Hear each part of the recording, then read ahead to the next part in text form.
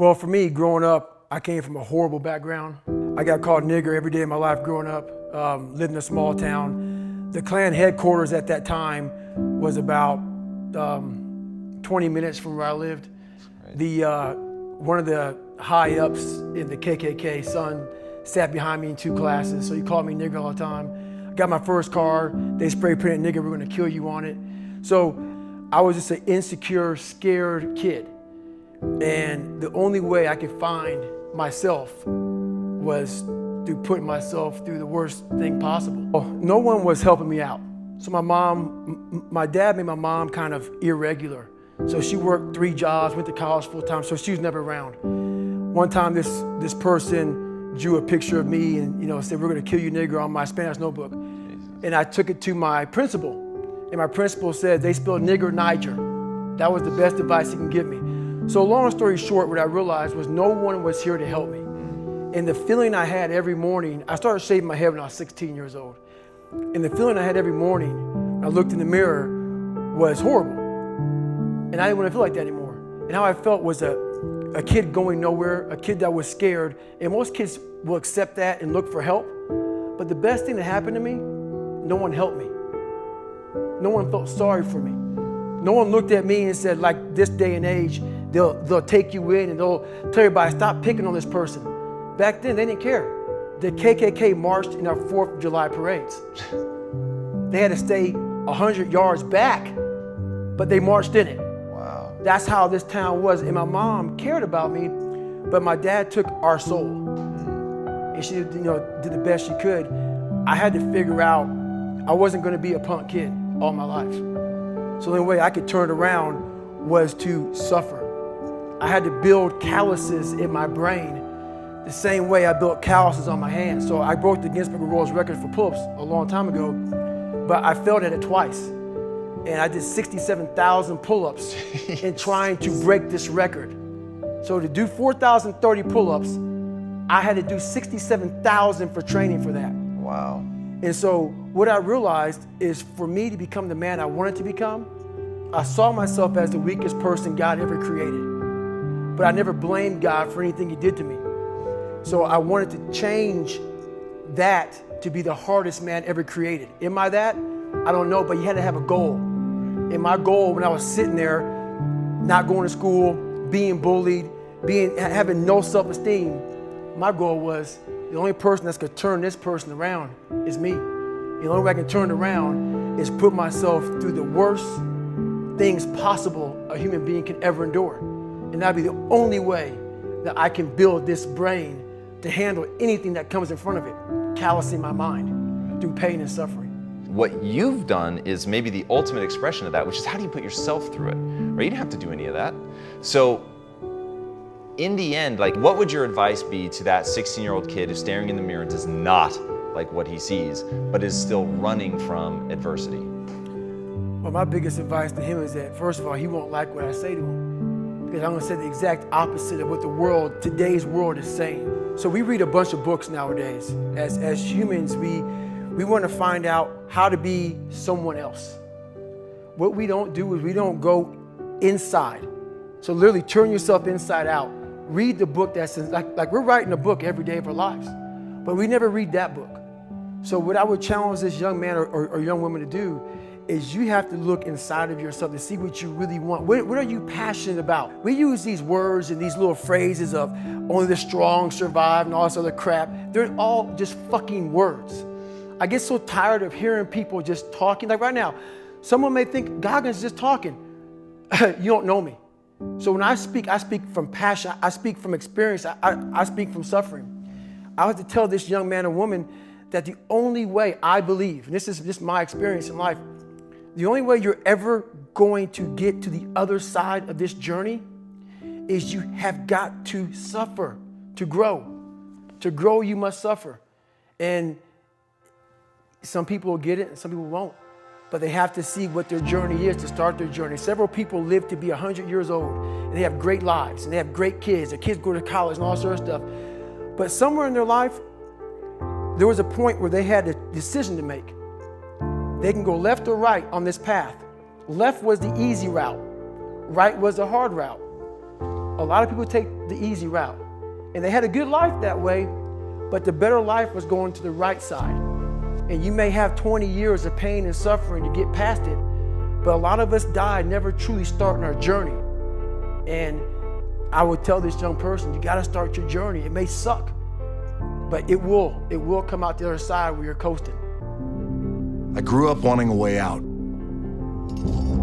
Football was the answer. I was good, not good enough for the pros. 23 years old, jobless, hopeless, $7 to my name. Then I decided I was gonna make something of myself.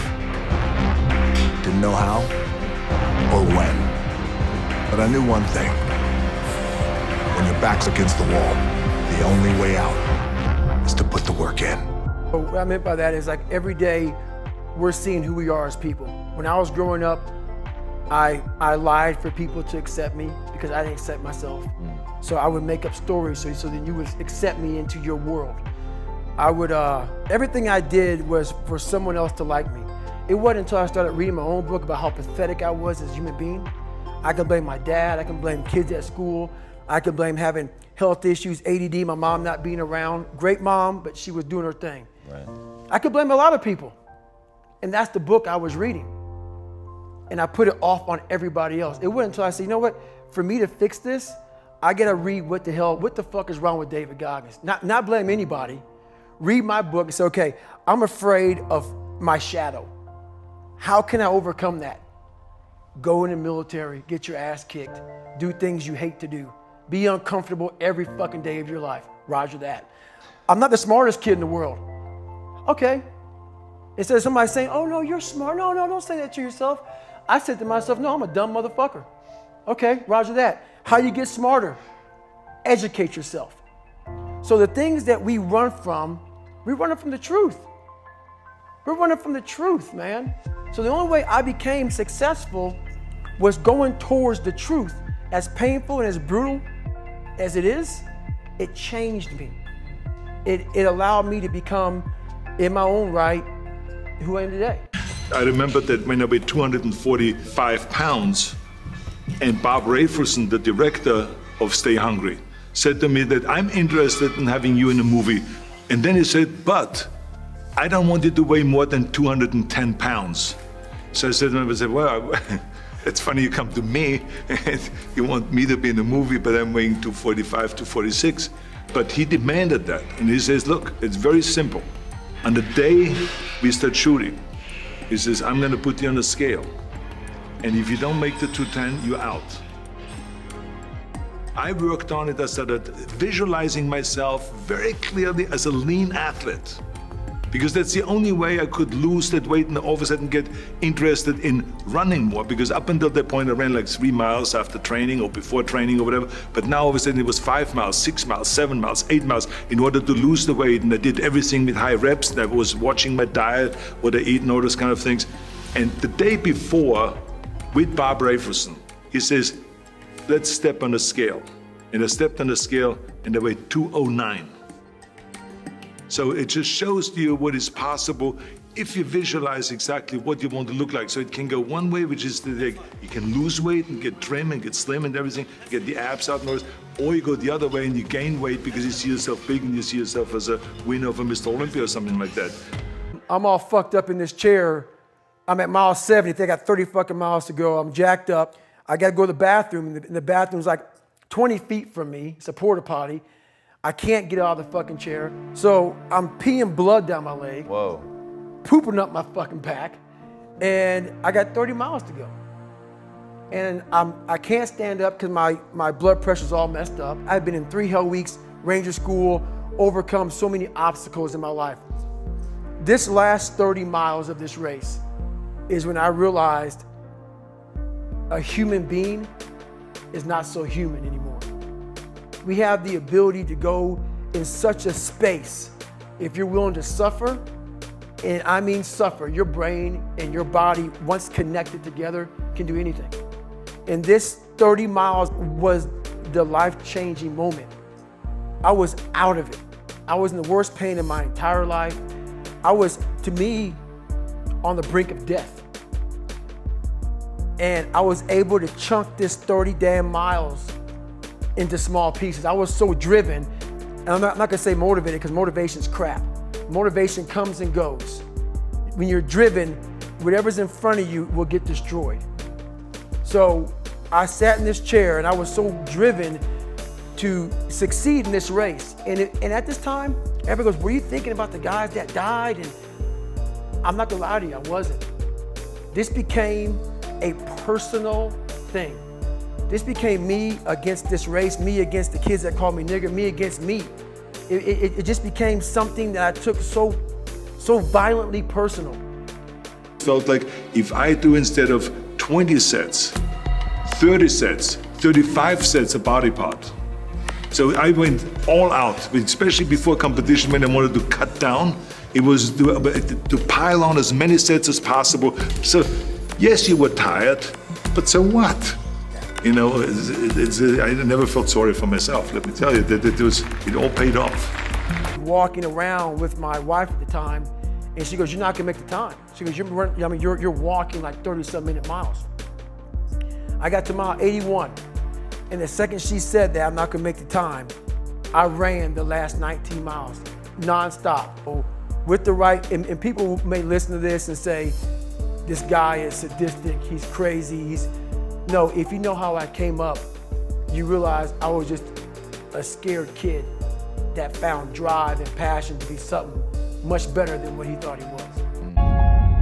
Every legacy is different, but every legacy can be great. My dream was to leave a mark in bodybuilding, to become a champion who would always be remembered. It took sweat, it took sacrifice and pain, but ultimately it led to triumph. We live in an external world. Everything is you gotta see it, touch it, it's external. If you can, for the rest of your life, live inside of yourself. Stop listening to people who are calling you fat, gay, transsexual, nigger. Everything that is makes no sense. All these insecure people putting their insecurities on you, you gotta flush it out. You gotta just be whoever the hell God or whatever the hell you believe in. If you believe in nothing but yourself, I don't care what it is. You gotta take everything and throw it away. You have to believe in one thing, and that is yourself. And I'm not saying don't believe in God or what you believe in, but right now, for you to find greatness in yourself, you're not gonna find it by looking in a book or by even hearing me. I may give you the spark, but you've got to go inside yourself to find it. And that means you gotta be quiet. Shut the fuck up, go in a room, stop talking, search your soul, search your mind, search your abilities, and you'll find it. But if you're not looking for it, you won't find it. So you gotta go start your journey. And the journey starts with you finding, why the hell am I here on this planet Earth? Why am I here? And if you don't know that, you will live the rest of your life searching, always asking the question, why? All the failures of my life, all the things that I failed and I went back. I failed and I went back and I finally succeeded. All the things that kicked my ass, I put them all in the cookie jar, because at times of hell, even the hardest men, in times of suffering, what we do is we forget how hard we really are. Because that's what suffering is. Suffering is a test, that's all it is. Suffering is the true test of life. I take a second, I take the 1 second decision, I step out of my life for 1 second, go in the cookie jar, pull up, oh, motherfucker, you were in 3 hell weeks and finished 2. One of those hell weeks, a guy died in because it was so bad. Oh, you are a motherfucking badass. I put it back in the cookie jar and I remember who the fuck I really am. I'm not the kid that was called nigga. I'm not the scared kid. This is who I am. It's a reminder of who you truly are at the core of yourself. Blood, sweat, and respect. The first 2 you give, the last one you earn. Let's get out and earn it. Daily. I have to Google something that's evil, something very hard.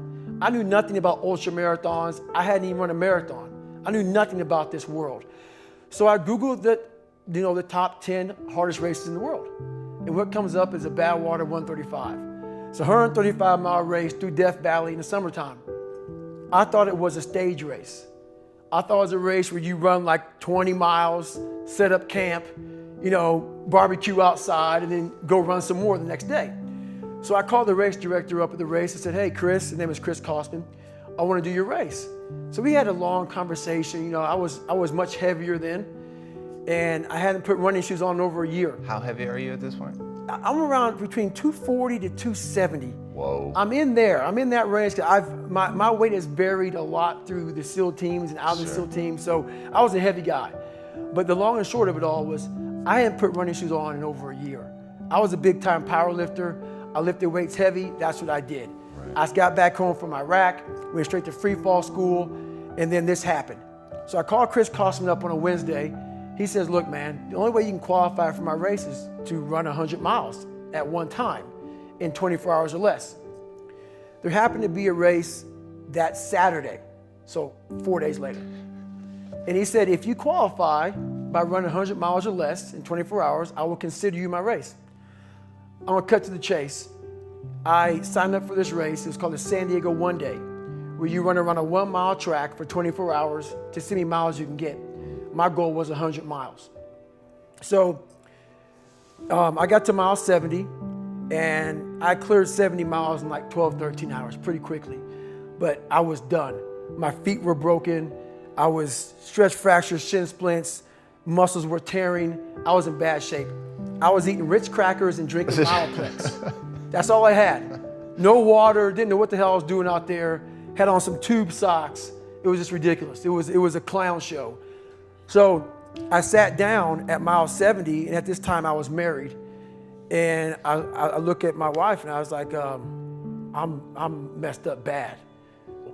Because I took myself in that chair, crapping up my back, peeing blood down my leg, shin splints, stress fractures. I use all that for motivation versus negativity. I use it for motivation. I said to myself, who on this fucking earth would still be going right now? You are. You are. You gotta be the hardest motherfucker on the planet. Is it true? I don't give a fuck.